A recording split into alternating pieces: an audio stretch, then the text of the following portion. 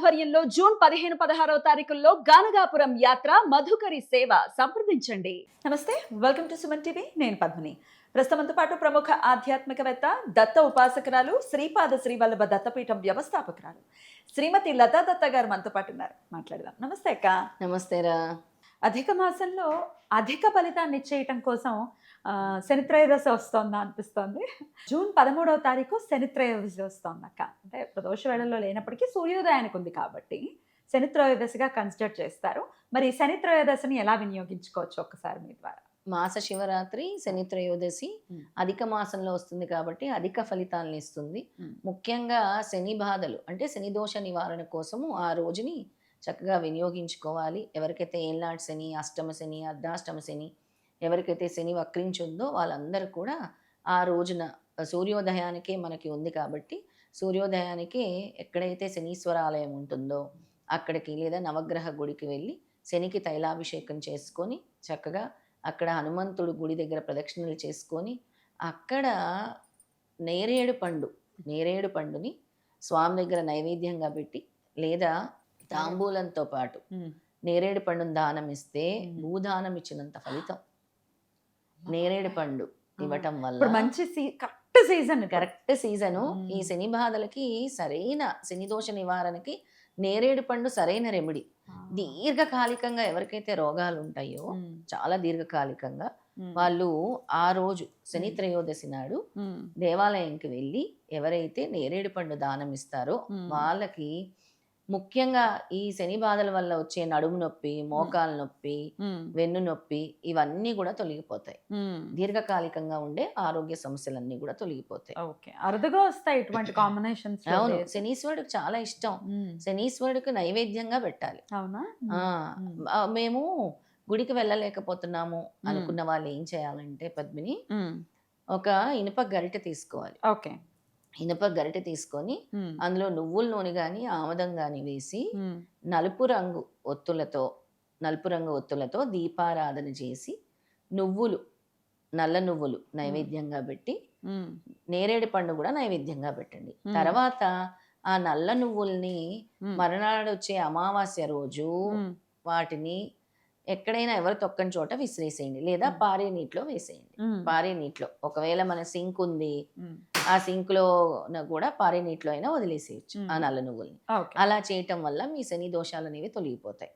ఇక ఆ రోజు శని త్రయోదశి రోజు జూన్ 13వ తారీఖు ఎవరైతే శని సింగనాపూర్ వెళ్తారో అక్కడ శనీశ్వరాలయాలకి, శని సింగనాపూర్ అనేది చాలా చాలా విశేషమైందంటే మనకుండే శని గ్రహ బాధలన్నీ కూడా తొలగిస్తుంది.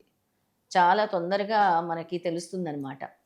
అంతేకాదు మనకి దారిద్ర బాధలు శనీశ్వరుడు వల్ల, సాటర్న్ వల్ల దారిద్ర బాధలు వస్తే కూడా ఈ శని సింగనాపూర్ వెళ్ళటం వల్ల ఆ దారిద్ర బాధలు కూడా తొలగిపోతాయి.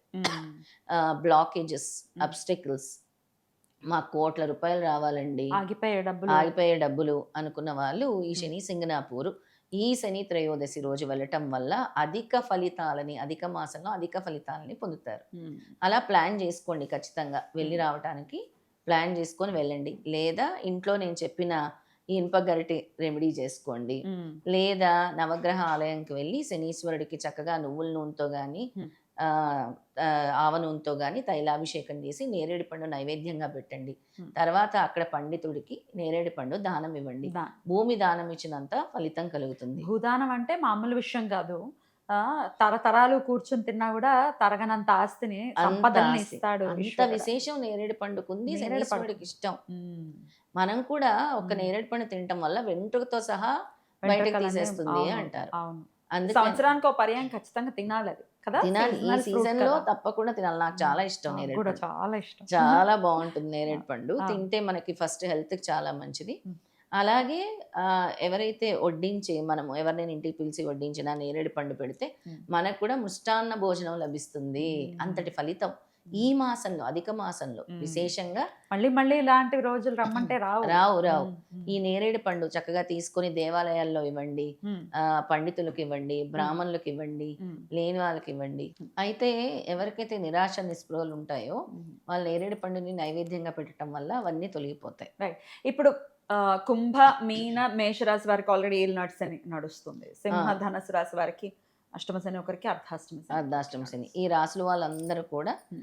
దీన్ని ఈ నేరేడు పండుని నైవేద్యంగా పెట్టడము, అలాగే నేరేడు పండుని దేవుడికి నైవేద్యంగా పెట్టి దానం చేయటం, అనాథులకు, Ah.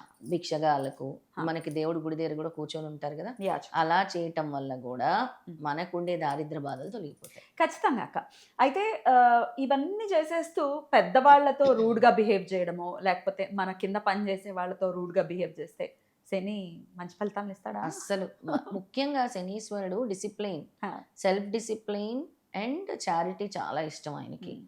తర్వాత ఎవరైతే ఇప్పుడు ఇందాక నువ్వు చెప్పినట్టు మన కింద పనిచేసే వాళ్ళని సరిగ్గా చూడకపోతే శనీశ్వరుడికి కోపం వస్తుంది. మన ఇంట్లో పని మనుషులు అవ్వచ్చు, వాచ్మెన్లు అవ్వచ్చు, ఎటువంటి వృత్తి వాళ్ళు, మన డ్రైవర్స్ అవ్వచ్చు, పని చేసే వాళ్ళందరినీ కూడా సరిగ్గా చూసుకోమంటారు. సాటర్న్ యోగించదు వాళ్ళతో గొడవలు పెట్టుకున్నా. ఎగ్జాక్ట్లీ. అలాగే పెద్దవాళ్ళని గౌరవించకపోయినా, mother in law, father in law, అత్తగారు మామగారిని, ఇంటికి పెద్దవాళ్ళని ముఖ్యంగా వాళ్ళని మనం గౌరవించకపోయినా కూడా శనీశ్వరుడు అస్సలు యోగించరు. ఇవన్నీ చేసి ఇంట్లో నేను అరుపులు కేకలు పెడతాను, ఇంట్లో మర్యాద ఇవ్వను, ఇంట్లో మనశ్శాంతి లేకుండా ఉంచుతాను, పిల్లల్ని కూడా భయపెడతాను, లేదా ఆడపడుచుల్ని కూడా చాలా మంది చాలా తక్కువగా చూస్తారు. అలా చూడటం వల్ల కూడా సాటర్న్ అనేది ఇది అవ్వదు. మెయిన్ రెస్పెక్ట్ఫుల్గా, ఎస్పెషలీ ఎల్డర్స్కి, దెన్ ఈ వర్కర్స్కి గనక మర్యాద ఇవ్వకపోతే సాటర్న్ యోగించదు. డెఫినెట్లీ ఈ మాట ఖచ్చితంగా చెప్పాలి.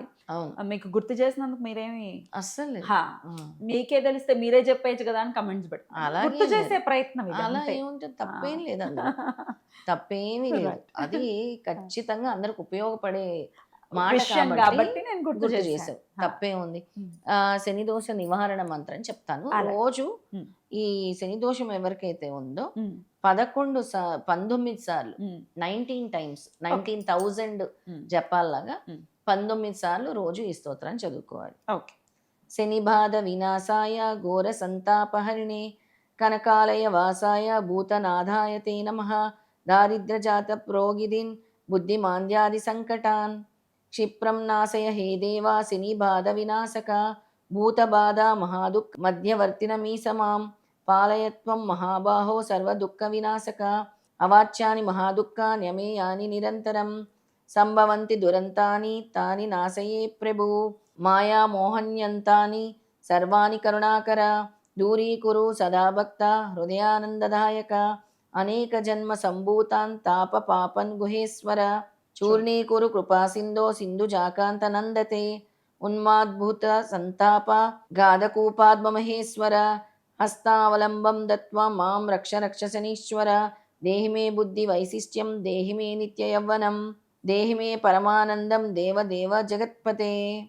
ఈ శ్లోకాన్ని ప్రతిరోజు 19 సార్లు చదువుకుంటే మంచిది. అంటే ఎవరికైతే ఏళ్ళనాటి శని, అష్టం శని, అర్ధాష్టం శని నడుస్తుందో వాళ్ళు 19 సార్లు చదువుకుంటే చాలా మంచిది. అద్భుతం అక్క, చాలా చక్కగా తెలియజేశారు.